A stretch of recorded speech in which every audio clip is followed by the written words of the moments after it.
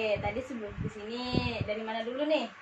Habis dari rumah masuk ke sini tadi. Lancar perjalanan ke sini? Alhamdulillah. Alhamdulillah. Oke, nah ya sesuai dengan apa yang sudah kita janjikan kemarin. Nah, kemarin kan kita juga sudah berkomunikasi ya lewat WhatsApp, sudah saling, Lia juga sudah menyampaikan apa permasalahan yang sedang dialami oleh Lia. Nah, yang mana kan kemarin Lia menyampaikan katanya Lia ini agak memiliki tentang permasalahan tentang kesulitan tidur ya. Oke, nah sebelumnya apakah Lia sudah pernah melaksanakan proses konseling?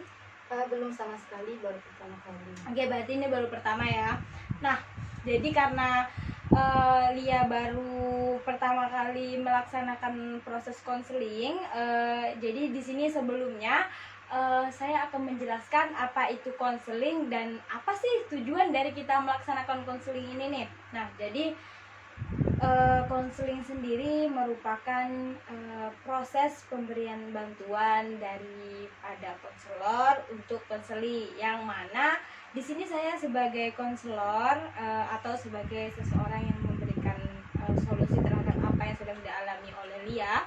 Nah, di sini konseli atau kliennya adalah Lia sendiri. Nah, jadi apa sih tujuan dari kita melaksanakan konseling ini sendiri? Nah, jadi di sini tujuan dari konseling ini adalah menyelesaikan permasalahan yang dialami oleh klien, namun untuk penyelesaian tetap diselesaikan oleh klien itu sendiri. Karena ya mau gimana pun dari apa yang sudah nanti yang sudah kita jalani, yang sudah kita sepakati, ya keputusan tetap berada di tangan klien. Semua tergantung klien sendiri. Nah, jadi gimana nih? Udah ngerti? Ngerti, Bu. Oke. Nah, nggak perlu lah panggil Bu-nya, santai aja. Kita cerita santai, kita formal namun tetap ya biasa aja. Sebelum kita masuk ke proses konseling, di sini Lia tidak perlu takut atau sungkan untuk menceritakan permasalahan yang sedang Lia hadapi, karena di sini konselor sendiri sudah melakukan yang namanya sumpah janji konselor, yang mana di sini saya sebagai konselor di sini saya sudah bersumpah dan berjanji bahwa segala apa yang diberikan oleh konseli saya atau klien saya, segala data, keterangan atau apapun itu yang telah diberikan oleh klien saya tidak akan saya bocorkan rahasianya, tidak akan saya berikan kepada pihak manapun yang tidak berhak mengetahui kecuali dengan persetujuan dari pihak klien itu sendiri. Nah, jadi Lia tidak perlu takut untuk mengungkapkan tentang keluh kesah yang sedang Lia hadapi. Jadi gimana nih? Apakah Lia udah siap nih untuk konseling hari ini? Siap, Kak. Oke, nah jadi kan sebelumnya Lia kan sudah menyampaikan bahwa Lia memiliki permasalahan tentang pola tidur Lia nih. Coba Lia ceritakan kenapa Lia bisa mengalami sulit tidur ini. Jadi awalnya tuh kemarin tuh bisa tidur, terus lah karena sering nonton malam, jadi semenjak dari itu kurang susah tidur. Nah, kira-kira dari kapan nih Lia mulai sulit tidur nih? Dalam bulanan terakhir ini, sebulanan terakhir. Dalam sebulan terakhir ini, apakah sulit tidur ini terjadi setiap malam atau kayak kadang-kadang aja, entah seminggu cuma 3 atau 4 kali? Kadang-kadang hanya seminggu, kadang berarti enggak yang rutin tiap malam gitu, enggak ya? Ya. Nah, selain faktor nonton nih, kira-kira ada nggak faktor lain? Nonton aja, kadang tugas juga. Kadang tugas juga. Nah, Lia berarti sekarang kegiatannya kuliah ya? Iya. Kuliah gimana? Masih online? Masih online. Masih online. Berarti ya masih menghadapi yang komputer, laptop tiap hari lah ya, masih menghadapi tugas-tugas online kayak gitu. Oke. Nah, kira-kira nih, kenapa Lia lebih memilih menonton di malam hari? Karena susah tidur tadi, Jadi ya, nonton nih. Lia tahu nggak kalau tidur larut malam ini sebenarnya nggak sehat? tahu. Kenapa Lia lakuin? Karena susah tidur tadi itu, jadi Kenapa Lia harus dengan nonton susah tidur? Emang dengan Lia nonton, Lia bakal langsung kayak rasa ngantuk gitu kan? Malah nggak juga kan? Kenapa Lia nggak mencoba cara supaya Lia bisa tertidur gitu? Kenapa harus memilih nonton? karena kalau dipaksa tetap tak mau tidur. Ada nggak cara-cara lain yang sudah Lia gunakan supaya Lia bisa cepet Oh, tidur? sebelumnya belum. Belum ada. Jadi memang kalau misalnya nggak ada kegiatan ya dia nonton Iya, lah iya, gitu ya. iya. Nah, sebenarnya ini tuh hal yang umum ya, yang memang udah banyak mungkin dialami oleh masyarakat atau bahkan kita sendiri tentang sulit tidur. Nah, saya juga dulu tuh sering banget tuh namanya begadang. Dulu saya ngekos nih kan berdua sama teman saya. Itu kerjaannya itu tidur larut malam terus. Itu kadang ya saya tuh tinggalnya kayak di kamar ruko gitu kan. Nggak apa relax aja kita ya saling curhat kayak teman aja lah. Nah, jadi saya itu tinggalnya kayak di ruko gitu. Ya, ini saya serius. Saya tinggal kayak di ruko gitu kan. Jadi di ruko ini tuh ada 2 kamar. Nah, jadi saya tinggal tuh sama teman saya masing-masing. Saya di kamar satu, teman saya di kamar satu. Itu kadang ya sampai jam 2 malam, dah tengnya itu jam 2 malam, itu sama-sama belum tidur. Itu saya dengerin aja, ini teman saya ngapain, rupanya dia lagi nonton. Itu kadang nonton GGS. Kamu tahu film sinetron GGS itu nggak? Saya tuh sering banget tuh denger dia nonton. Terus saya dalam hati saya kayak, ya ampun, anak ini betah juga ya jam 2 malam masih nonton. Ini saya juga nggak tidur. Saya juga ada aja main handphone. Karena dulu gini, kita cerita aja lah ya. Karena dulu itu bisa dibilang saya ini orang yang bucin banget. Kamu tahu nggak istilah bucin? Udah cinta. Nah, kamu tahu lah ya, yang kemana-mana sama gandengan, yang kemana-mana berduaan sama, padahal itu nggak baik. Saya tahu itu nggak baik, tapi itu dulu. Jadi kayak waktu siang hari itu ya saya habiskan bersama teman saya itu. Jadi kayak ya saya nggak ada tuh siang-siang ngeliatin sosial media, ngutak-ngatik sosial media tuh nggak ada. Jadi saya itu setelah selesai bertemu dia tuh sekitar paling sampai jam 9 malam atau jam 10 malam ya. Itu kalau itulah baru saya pisah sama dia. Baru di jam itulah baru saya bisa buka-buka sosmed sampai kadang jam 2 malam. Itu kan nggak sadar tuh. Kadang juga ya karena faktor tugas tuh kayak tadi kamu bilang ya. Dulu saya juga kayak gitu ya, karena tugas-tugas kuliah lah. Ya ngecek kadang tuh kayak deadline, besok jam segini pagi tugas dari kumpul, yang mau nggak mau begadang. Saya juga kayak gitu. Nah, jadi ternyata kebiasaan tidur malam ini tuh nggak baik banget buat saya.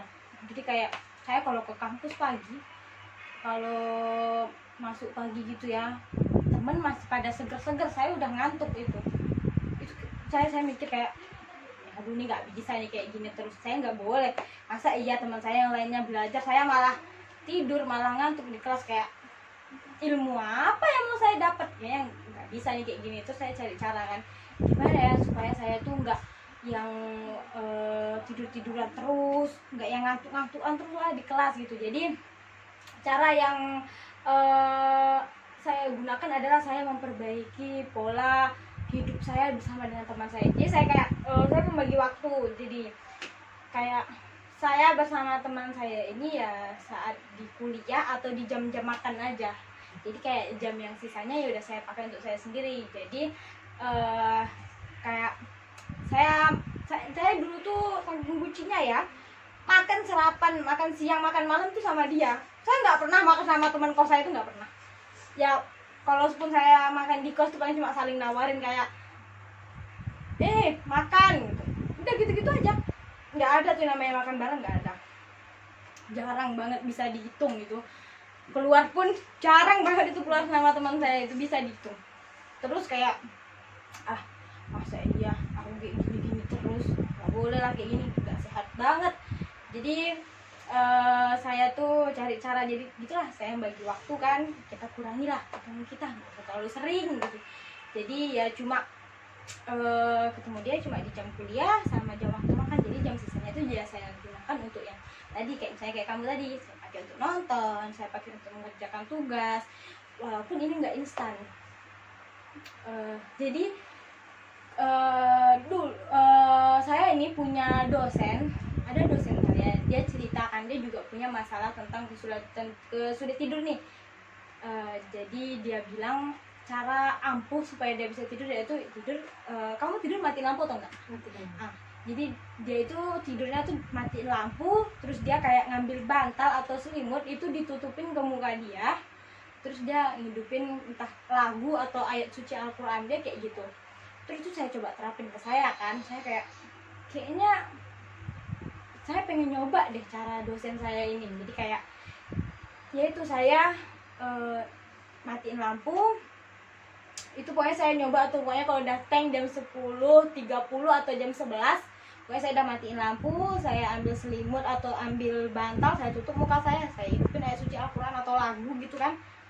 Itu saya bisa relax, kayak cepet banget ngantuk gitu. Mungkin kamu bisa menggunakan cara itu supaya kamu bisa ngantuk. Nah, kira-kira nih dari apa yang sudah saya sebutkan tadi, selain mengubah pola mengatur waktu sama tadi kayaknya saya bilang dengan menghidupkan ayat suci Al-Quran, menutup mati lampu itu, kira-kira ada nggak nih di pikiran kamu cara-cara yang akan kamu lakukan selain itu?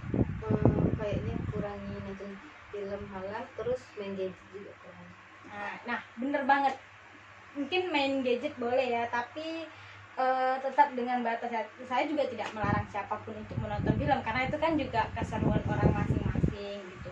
Cuma ya begitu, tidur terlalu larut malam itu juga nggak baik. Efek banyak efek buruknya daripada efek baik. Mungkin efek baiknya kita merasa terhibur, kita merasa tenang, kayak aja lah ada hiburan. Cuma efek buruknya itu banyak. Selain banyak menimbulkan penyakit, itu juga nggak sehat. Kamu tau nggak, orang yang sering begadang itu untuk kulit itu benar nggak bagus. Saya sampai sekarang saya menghindari yang namanya begadang. Saya kalau udah begadang sekali aja, itu ada aja, entah besoknya mata saya yang gatel atau itu makanya saya nggak bisa banget yang namanya begadang. Jadi ya gimana pun kita harus mencoba yang namanya pola hidup sehat. Nah, kira-kira nih dari apa yang tadi sudah kita bicarakan, yang sudah kita sampaikan, kira-kira ada nggak kesimpulan atau hasil yang udah kamu dapetin, atau cara apa yang mungkin dari tadi yang sudah saya sampaikan, cara apa saja nih yang akan memperbaiki pola tidur kamu? Yang pertama mungkin main gadget malam-malam, terus kurangi nonton film, bisa membagi waktu, mungkin siang mungkin bisa untuk istirahat atau bisa untuk menonton, terus malamnya bisa digunakan untuk istirahat. Terus mungkin malam supaya bisa tidurnya cepat, matikan lampu, terus bisa mendengarkan ayat suci Al-Quran atau yang lainnya. Oke, bagus. Nah, untuk masalah belajar, mungkin tidak perlu lah belajar sampai larut malam. Mungkin kamu bisa ya sekitar pukul 11 mungkin kamu udah bisa tidur. Kalau untuk mau belajar lagi mungkin bisa setelah habis sholat subuh, karena belajar setelah sholat subuh itu memang bagus banget. Nah, jadi kira-kira kapan nih kamu akan mulai mulai melaksanakan dari apa yang sudah kita dapatkan? Insya Allah mungkin mulai besok malam udah mulai bisa diterapkan. Alhamdulillah. Saya tunggu kabar baiknya. Semoga cepat terdapat perubahan dalam kehidupan Lia. Semoga enggak yang tidur larut malam lagi, enggak yang suka begadang lagi. Nah, jadi di sini kita udah dapat jalan keluar ya. Jadi di sini Lia akan memperbaiki pola tidur Lia akan mengurangi nonton, akan mengurangi main gadget. Pokoknya ingat aja dalam diri Lia, gadget ini nggak baik, apalagi sampai berlebihan. Nonton film boleh, tapi sewajarnya, seperlunya aja. Mungkin dia harus ingat terus itu dalam diri dia. Nah gini, kita itu harus pintar yang namanya memanajemen waktu. Apalagi kita anak kuliahan kan, kita ngerti lah gimana cara memanajemen waktu yang baik. Kita harus bisa mengatur mana jam untuk ini, jam untuk itu. Kita harus bisa mengatur jam-jam tersebut. Dan juga nggak boleh terlalu berleha-leha. Bersantai boleh, tapi nggak boleh namanya berlebihan, karena waktu itu penting banget. Jangan sampai kita ketinggalan sama orang-orang yang lain. Nah mungkin segini aja pertemuan kita hari ini. Terima kasih untuk Lia yang sudah bersedia hadir hari ini. Terima kasih juga buat kakak. Ya, oke. Saya harap setelah ini Lia bisa kembali ke pola tidur yang normal, kembali ke pola belajar yang normal. Oke, mungkin kita bisa lakukan pertemuan lagi di minggu berikutnya untuk melihat perkembangan yang sudah dialami oleh Lia. Apakah dari cara-cara tadi, apakah mendapatkan perubahan dari Lia sendiri? Baik, terima kasih untuk Lia. Mungkin sampai di sini saja. Hati-hati di jalan. Saya ucapkan terima kasih. Assalamualaikum warahmatullahi wabarakatuh.